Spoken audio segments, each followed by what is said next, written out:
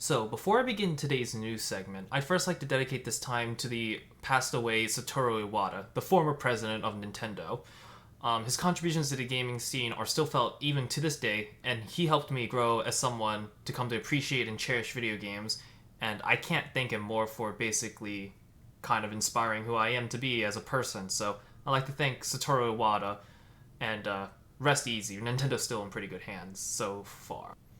On to some more Nintendo news. The Nintendo Switch OLED model just got announced and it will be available October the 8th, 2021. And it's not entirely too surprising what they did with this model, but some people are still kind of less than enthused by it. So, exactly what is the OLED model contain? So, it's basically more like a DS to a DS Lite situation. So, they added a 7-inch OLED screen, a wide adjustable stand, a wired LAN port, 64 gigabytes of internal storage, and enhanced audio. And so people wanted a Switch Pro, so it became like stronger, so they could run maybe the newest games on the Switch. But that's not happening with this model. It's going to be the same, just with a different screen, an OLED one at that, a wide adjustable stand for a tabletop mode, a wired LAN port, and that's pretty huge, and 64 gigabytes of internal storage. And so this just feels like a DS to DS Lite situation. While I really wish there was a Pro edition to it, Nintendo then could like expand on their games. But Nintendo is going to do what Nintendo does, and they're going to continue making like small incremental upgrades to just the gameplay experience, but not really to the hardware and stuff. So, I mean, not totally unexpected, but again, people were really kind of hoping for a Switch Pro, and I kind of was too, but I mean, 7 inches OLED screen's still pretty good. And a wired LAN port, that's huge. They do, I think, should sell that as a Nintendo Switch separate stand. So, unfortunately, I'm going to be ending on some downer news for Nintendo, but we have to talk about it. Man was arrested for selling modded Zelda save files. And so, basically, what he did was essentially just put items in there that are hard to get, gave the player more power, so like Link could essentially like hit harder or run faster, so on and so forth. And in Japan, he broke what is known as the unfair competition prevention law, and basically modifying hardware, modded saves, and some things around that nature end up getting prosecuted. And so I think it's kind of stupid. Now, granted, there was another person that created hacks essentially for a game, and that one I can understand prosecuting, because that is ruining other people's experiences and it could potentially harm the company's profits. That I can understand, but for single player games, I'm kind of the mindset that you can play however you want, right? So, sure, if somebody wants to cheat their way and get certain items earlier than they should, I don't think they should care. Because, again, if this was Splatoon online and they were getting modified hacks, I understand Nintendo going after them. But it is a single-player game, and the only people they are harming is themselves. But again, it's a single-player game. They can play however they want. So, sure. It's a law in Japan. I just think that it's a little stupid how certain people are prosecuted with it. So, I don't like this, but I kind of understand that they broke a law. Honestly, just change it. But, that's my opinion on the matter. So, next thing I want to talk about is Ubisoft's future for Assassin's Creed, and supposedly it's going to be live service. Ubisoft Montreal and Quebec have teamed up for Assassin's Creed Infinity, which is going to be planned to have multiple settings. So, like, imagine Odyssey and Valhalla being in the same game. You could travel through different time periods, but there are still people in there that are bad. Some people that are accused of sexual harassment and stuff, and abuse, So that's not great, for obvious reasons. And I'm not entirely surprised with the sudden explosion of Genshin Impact. I'm kind of not surprised by this. So at least as far as I'm aware, Genshin Impact can be played completely solo, and you really don't need to pay money at all to advance through the game. It's not particularly paywall. Now, of course, you can pay to get different characters, some maybe better equipment, but in theory, as long as you play the game right, you should never have to pay money. And so I think that's what Ubisoft's going to try to do with Assassin's Creed, with their live service Assassin's Creed. Now, will they? Not sure. Might it be PvE or PvP? Who knows? But obviously, they're going to do something that's going to work, or at least they're going to try to emulate something that works. So I think they're going to head towards a Genshin Impact type style live service, but I wouldn't know. We'll see in the future if anything is revealed about Assassin's Creed Online, and whether or not, those men accused of abuse still remain in charge. Hopefully not, though. Now, continuing on from that previous story, supposedly Ubisoft is stating that it is at a high risk of losing talent due to toxic work culture. And as I previously mentioned before, the abuse that the higher-ups are giving to people below or other people, yeah, it doesn't seem to be that, ridiculous that some people want to leave. And so if talent does end up leaving Ubisoft, I'm not sure how much that'll jeopardize Valhalla, the next Assassin's Creed game, if it is live service or if it's single player again. And so we'll see if this has any huge impact on Ubisoft.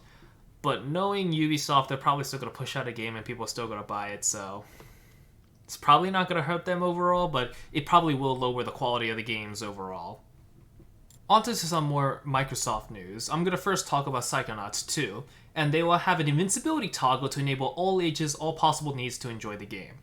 And so I think this is a good move overall. So for reference, people have been saying that hard games should stay hard and there should be no difficulty modifiers because that is how the developers intended it to.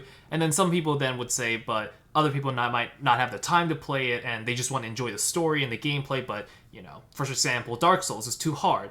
But, it's not necessarily that the people don't have talent, it's just that they don't have the time to put into it to get good at the game, understand the mechanics, and so on and so forth. And then there are just some people that have physical disabilities or mental disability and wouldn't be able to play this game or other games as well. So essentially, I'm assuming Psychonauts 2 is going down that route and saying, with the all possible needs, all ages, that if you want to enjoy the game, you can play it in invincibility mode since it's going to be single player and not multiplayer. So what's the harm? And I agree with Psychonauts 2 developers. What's the harm in having an invincibility mode, and letting people enjoy the game how they want to? A hard level and they just can't seem to understand how to get through? Just put on invincibility mode. I don't care. These people can have as much fun as they want in a single player game. Now, of course, if we're talking about a multiplayer game, yeah, don't have an invincibility toggle, obviously. But as for a single player game, people should be able to play however they want. They want to play it at 25% speed to see every single frame and every single calculated enemy position. Go right ahead. I don't care. You want infinite ammo? Go, sure. Invincibility? Sure. So if people want to complain about it, go complain, you little man-child. I don't really care. And so, I think it's ridiculous to complain about a feature that you can toggle on and off.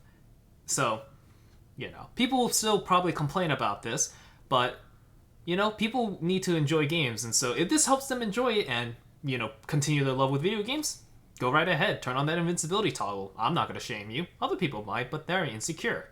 Next up on the chopping block, Battlefield 2042 has partnered up with Microsoft, and I'm not entirely surprised, but at the same time, I'm kind of intrigued by it. So for reference, Call of Duty is partnered up with Sony because Sony sold the most consoles, and basically PlayStation consoles get updates first for Call of Duty games before Xbox and PC do. And so I don't like the practice overall, but these companies can do whatever they want, and eventually Xbox and PC players will get the content from COD game, from the PlayStation COD content, eventually, whether it's a week or a few months. But I don't like the system. But so supposedly Battlefield 2042 is going to be officially on the console of Xboxes, and I'm not sure if that means updates will come there first and PC will also come with it, and then Sony console will get it later, or if there's just saying that the game will be highly optimized on Xbox and the PlayStation console might not be as optimized initially before it is iterated upon to become much more powerful and capable of running the game. I'm not sure entirely what this means, but I do hope that this doesn't break the integrity of the PlayStation console experience, and that everybody, has fun playing Battlefield 2042. Next up, I want to talk about Death Stranding's developer Hideo Kojima supposedly partnering up with Microsoft to make a new Xbox game. And this is kind of surprising. Generally speaking, Hideo Kojima has worked on multiple platforms, and I think for Death Stranding, he initially started on the PlayStation consoles and then moved on to Xbox. And so this being an Xbox exclusive or a timed exclusive, I think would be very interesting. I'm not sure exactly how much freedom Microsoft's going to give the man, any resources they might give. Not entirely sure what they're planning on, but really what I'm more interested about is what Hideo Kojima is going to actually release. Death Stranding was a really interesting experience. I hadn't experienced it for myself, but from other people, it's kind of polarizing. Some people think it's very moving, very telling, and it's a very interesting game. Some other people didn't like the gameplay. They still said it was interesting, but they just didn't enjoy it. So I wonder if this next game will be more action-focused and maybe appeal to a more broad audience while still having a big message with like Metal Gear Solid and Death Stranding. I'm not entirely sure what this partnership will entail, but I am excited to see where this partnership leads to. And now I want to end off this news segment to talk about how Super Mario 64 just sold for $1.56 million at an auction, and it is now the most valuable game collectible of all time. And this is a sealed copy, and not just some random Super Mario 64 copy.